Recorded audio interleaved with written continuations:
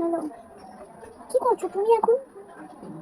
এই না না, এখন ভিডিও কল করতে পারবো না, এমন জিকে আছে তো।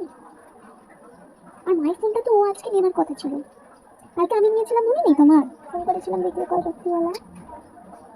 আরে আমি টিপ করেছিলাম, তুমি বললে টিপটা খুব সুন্দর লাগছে। হ্যাঁ মনে পড়লো।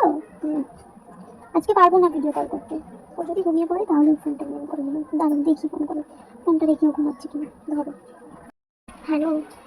হুম, কি ভিডিও কল করবো বলো তো তোমাকে?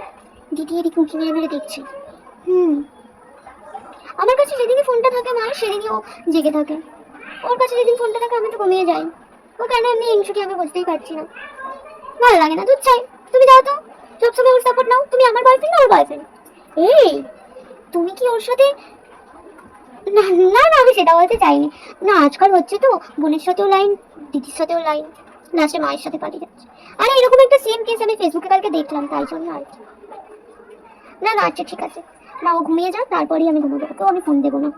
ঠিক আছে, আমি এখন ঘুমিয়ে যাচ্ছি। তুমি ফোনেই থেকো, ফোনটা যদি কেটে দাও তাহলেও নিয়ে নেবে, বুঝলে?